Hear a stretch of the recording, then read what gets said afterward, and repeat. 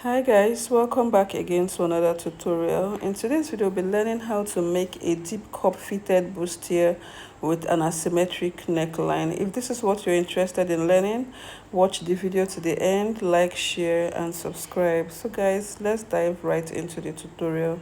So the first thing I'll simply do is to draft my guideline, and from that point I'll go ahead and take my vertical measurements, which we all know starts with the bust line, the waist, and then the full length of the bustier blouse. So for me, I'm working with 27 inches. I'll go ahead and use the straight part of my pattern master to draw a straight line.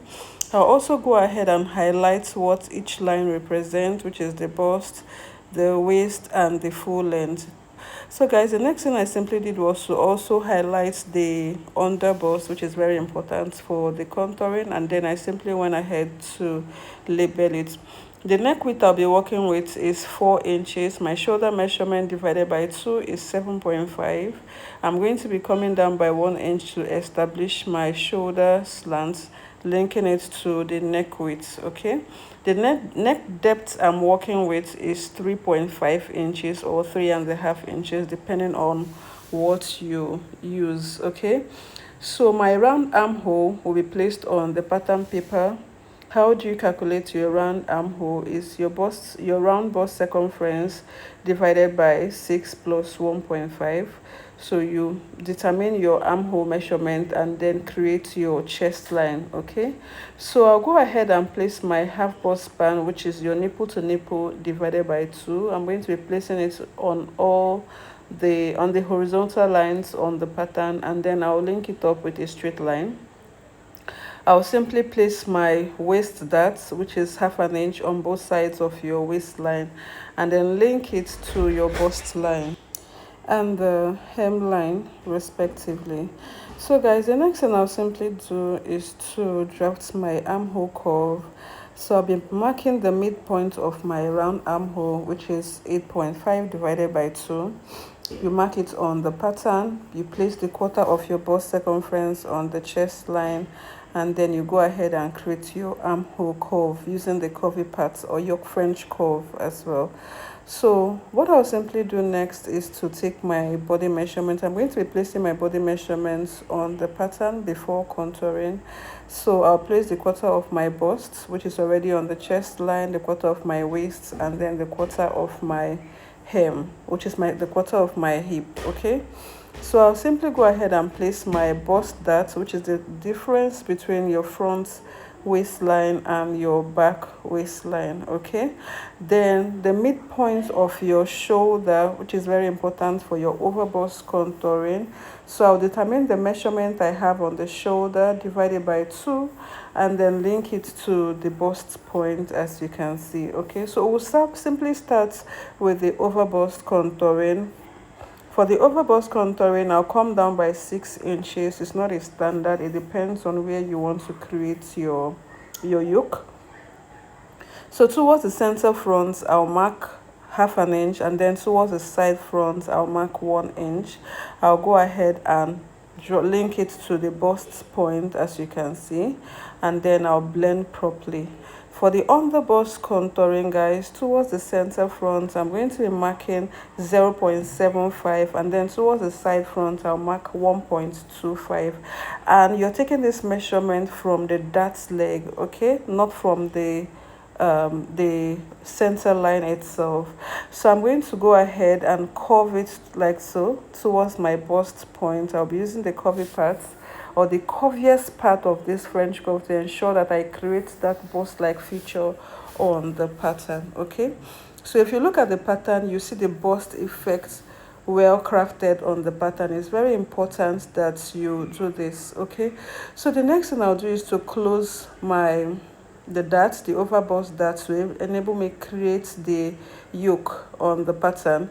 So I'll go ahead and blend it and ensure that I avoid gaping on the pattern, because if you don't close up your darts, when joining your panels, you notice that one part will be longer than the other. So it's best that you close up your darts before creating any curve on the pattern. Okay, So after creating the curve, the deepness of this curve is 9 inches from the center neckline. Okay, so I'll go ahead and replace the dart intake to avoid shortage of fabric, and then create a new armhole on the pattern as you can see me doing.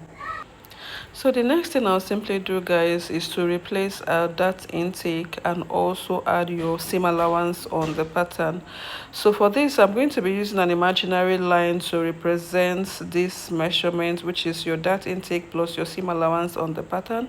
But I'm not going to be incorporating it in the style illustration. I'm going to be cutting it out on the fabric. Okay, so I'm just highlighting it this so that we know that there's need for us to replace your dart intake and see also add your seam allowance if you're working with a zipper. But if you're not working with a zipper, there'll be no need for this depending on your calculation for your waist snatching. So I'll go ahead and create my yoke. So I'll move up like this from the center front by 1 inch, and then I'll create that curvy effect, linking it to the shoulder. Okay, then for the asymmetric hemline, I will move up the hem by 2.5 inches and use a free hand to create this curve. So it all depends on the style you want to create on your hemline. So just go ahead and do what suits your style or your style of creativity at that point in time. So I'll go ahead and cut out the excess pattern on the excess pattern paper, and then I'll show us what we have after cutting this out. So at this point, just ensure that you're very careful. Make sure you close up your bust dart and then cut out your dart intake on the pattern. So after cutting this out, I'll assemble the panels and let us know the outcome of our pattern at the end of this. Okay, so guys, we'll go ahead for and draft the back pattern. So guys, for the back pattern, I already have my guideline, my zipper allowance, and my waistline or the pattern. So I'll simply do what we have done on the previous pattern, which is the front pattern. The neck width remains the same, which is 4 inches. The neck depth for the back pattern is 1.5. I also established my shoulder slope. I'll place my armhole measurements using the same calculation for the front pattern to establish my chest line, and then I'll highlight it properly. I'll go ahead and place my half bust span on the pattern to help me create my waist dart. So it is 1/2 inch on both sides, linking it to the chest line and down to the hemline. So have in mind that the front pattern, the measurement for the front pattern is different from the back. The full measurement for the back pattern is 24.5, while on the 25.5, while on the front pattern is 27. So just remove 1.5 inches because of the bust. Okay, so having done this, I went ahead to cinch the waist by 1 inch. It's not compulsory that you do this, but I wanted that fitted pattern, that fitted bodice on the body. So I just cinch by 1/2 inch on the pattern. Remember your seam allowance. I'm using an imaginary line. Then the hemline, I also go up by 2.5 inches to create that effect. Okay, so the upper part is the yoke. You can see the yoke is well highlighted from the chest line upwards. So I'll go ahead and eliminate my zipper bulge. You go in by 1/2 inch, linking it up and downwards, and then you do the same for the inner part, just moving by 1/2 inch to create your zipper bulge. I have a lot of tutorials that explains this. Okay, so for the yoke, I'll come down by 2.5 inches and create this curve for the yoke. Okay, so the next thing I'll simply do is to tighten my waist dart. So I'm going to be going out by 0.75 on both sides, and then I'll link it to my waistline, as you can see. So the back pattern is really easy to draft.